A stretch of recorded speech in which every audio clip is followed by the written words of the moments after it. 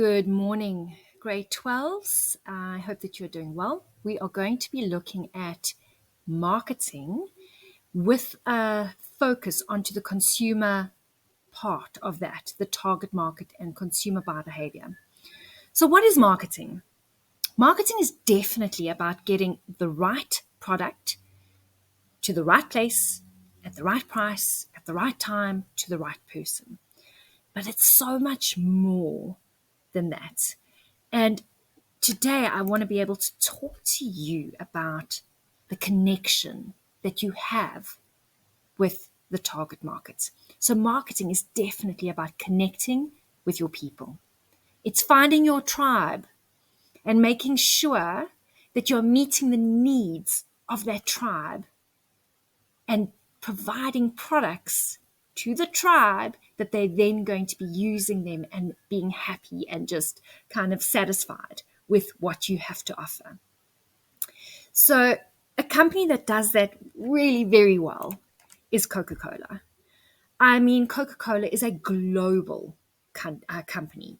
It started off in the pharmaceutical sector where it sold its product like a medicine. I think it even had some cocaine in it at that point. I mean, I'm talking the 1920s. It then evolved into this brown, syrupy, caffeine-laden liquid that tastes okay. I mean, it's not the most incredible taste you've ever had. However, they've built the brand in such an amazing way that you will now associate that brown liquid to the most incredible taste you've ever had. And I mean that my husband is a Coca-Cola fan. They've even done blind tests with focus groups where people that are avid Coca-Cola lovers, they then tested Coke versus Pepsi, and the Coca-Cola users actually loved the Pepsi. So they loved the taste of Pepsi. Said, oh no, this is Coke. It tastes so much better than the other one. Do you see the power of a brand, the value that a brand has? And that is not just a logo.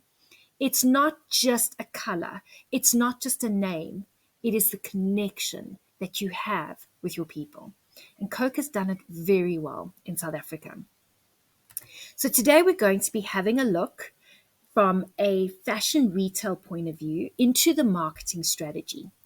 I'm going to go quite top line with some of the elements in the strategy and then hone in on the target market, which is really important. You need to understand your tribe. So, what is a marketing strategy? There are 5 steps to a marketing strategy, and you will use this in business. The first is you do an environmental scan. The second is you've got to identify your target market. The third is understand what your marketing budget is, because all your promotional elements are going to have to fit within that budget. The fourth is activating your marketing mix: product, price, place, promotion, physical, process, and people, in order to ensure that your tribe is getting the right product. And then you're going to evaluate. How did my marketing strategy work? Did it work? What didn't work? And the key learnings thereof. So the first thing we're going to do is look internally. Now, when you look internally into your business, you're looking at what are we doing within our business, and you would then perform a SWOT analysis. What are we doing well? What are our strengths? We look after our employees as Mr. Price. We have really, really good relationships with suppliers of fashion retail. We're very trendy. We're on the mark. We have awesome merchandising additions that we've brought in. We then look at what are the weaknesses, quality, and you'll list all of that. Your weakness becomes the opportunity, and your threat is everything external: competition, load shedding, inflation, all those other external elements that you cannot control is your threat. You're then going to do a value chain analysis where you're going to say what we do currently is good. How do we add value to what we have at the moment? How can we become more? So you then look at your primary activities at Mr. Price, which is possibly looking at the store layout. And then you're going to ask your question, how can I add value to my store layout at the moment? And I think they're continually looking at that because Mr. Price has really evolved from being pokey and kind of very, very busy to open spaces that you can actually find clothing. You're then going to do a resource-based analysis where you look at what do we have, what do our competitors have, and should we invest in what our competitors are actually doing? So we have a look at their ideas and then implement it as well. Or you come up with a whole new idea. So let's say Mr. Price comes up with an idea where they say, you know what? We want people to hang out at our store. So we're going to cordon off a section of the store into a coffee shop where we will have power plugs and Wi-Fi, free Wi-Fi, and learners and students and young people can come in, they can do their homework, they can study, they can do whatever they need to do. We're going to sell amazing coffee and it becomes a hangout place, like a Starbucks. And the resource-based analysis, they would then go through those 5 steps to analyze, will this have a competitive advantage? Will we make money? Does it make sense? What's happening with our competitors? And then you would actually implement the strategy. So we're still part of environmental scan. We're now looking at our industry analysis. And how do we look at industry? We're going to be looking externally still, and that is pestle. Pestle analysis. You're going to make sure that you understand what is happening in South Africa at the moment. So with load shedding that had come up, Mr. Price had made a conscious decision that they were not going to be putting in generators. It was going to cost them too much money. They decided rather that when there was load shedding, they would close their doors. It was the wrong decision to make because they lost billions. They lost so much money by not adapting to an uncontrollable event. They did not adapt to that. So it's so important to understand from a pestle point of view, what are the issues? The economic status of our country is going to influence your purchases. You cannot sell anything over a certain amount at Mr. Price. Your customer cannot afford it. So you cannot have a 1,000 Rand dress or a 1,000 Rand pair of pants at Mr. Price. It just isn't going to work. Okay. So we're still part of environmental scan. We're now doing a competitor analysis. You must understand who are my competitors. So you're going to do a Porter's analysis, the 6 forces analysis, and understand who are the big players. Now in South Africa, we have the big 5, and they dominate the fashion retail industry. So it's Mr. Price, Truworths, Woolworths, Pepkor, and Foschini. What you would then do is you would do a market mapping exercise where you will plot on a grid high quality, low price, high price. And you are then in that little quadrant going to be mapping who fits where. So Woolworths is definitely high price, high quality. Mr. Price, low price, medium quality. Pepkor, low price, low quality. Truworths, where would you put that? High price, possibly high quality as well, but I think, right in line with Woolworths, I would think, yeah. Foschini, possibly middle of the way. And you would then understand, who am I competing with directly and indirectly? So Mr. Price and Pepkor are definitely direct competitors, and they are speaking almost to the same economic consumer. Possibly not the same target market, because Mr. Price is seen as quite trendy, where Pepkor, not so much. Right. We then look at the customer analysis. And a customer analysis is understanding your LSMs. In South Africa, we have a measure called a living standards measure. And that measure ranges from 1 to 10. So if you have stuff, you would be a high LSM. So it's very much based on the assets that you have. Do you have a car? What kind of appliances do you have? Do you have access to basic services? What is your wealth? So they would then determine who and how they're going to market to these people. So LSM1 would be your poorest of poor, probably in a rural area with not many assets. And your LSM10 is the richies, and you would then have to talk differently to someone who is affluent and has a lot of money, because they are aspirational in a sense that they would want status. You know, they drive the best cars, they wear the best clothes, they want the branding of those clothes outside of their suits, not in the inside. So Mr. Price would possibly not be targeting an LSM10 because it is not seen as a high status product.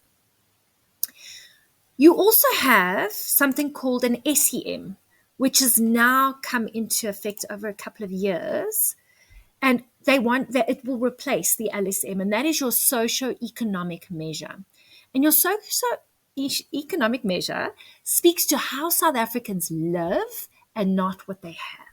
So it's more so about the lifestyle of someone, not so much about the assets.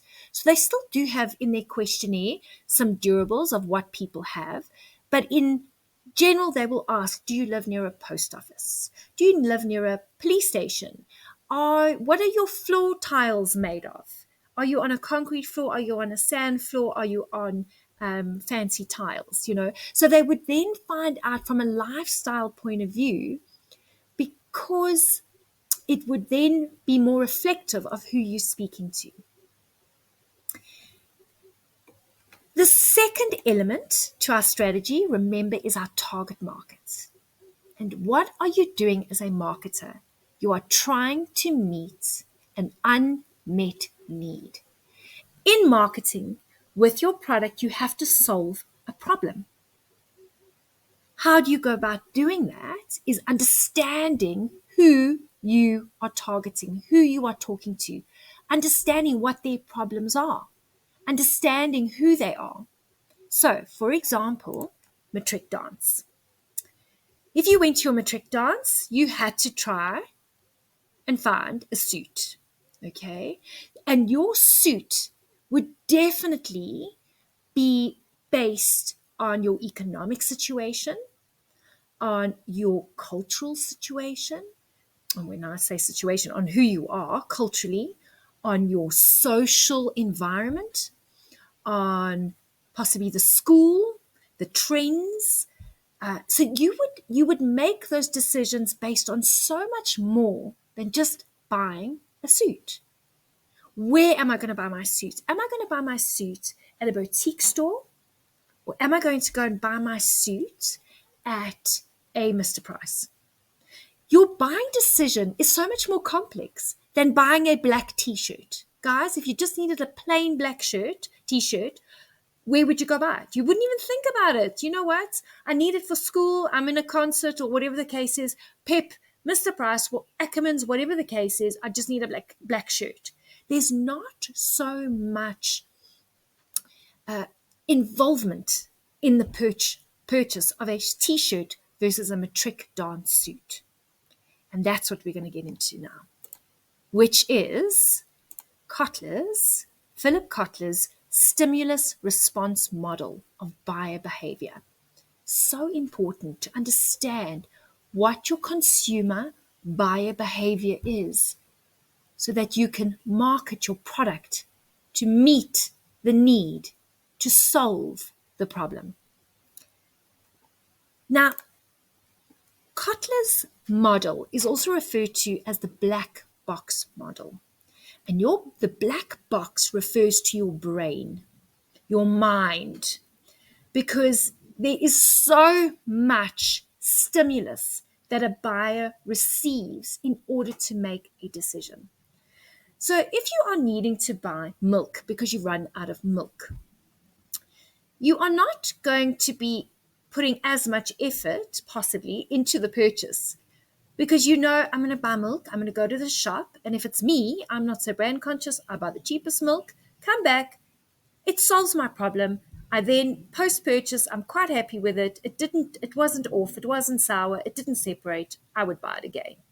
So it really does depend on you as a person and the stimulus that you are receiving from an external environment. Where do you get influenced? You definitely get influenced by the 7Ps: product, price, place, promotion, physical, process, and people. If you go into a Mr. Price and the staff there are poopy to you, I don't know if you would really want to go back in there. If you go into Mr. Price and the place itself is all dirty and unkept and it's just a mess, that would influence whether you're going to go and buy anything from that store. So the 7Ps are very important, and they play an important role in terms of what you're going to be purchasing. Your culture plays an important role.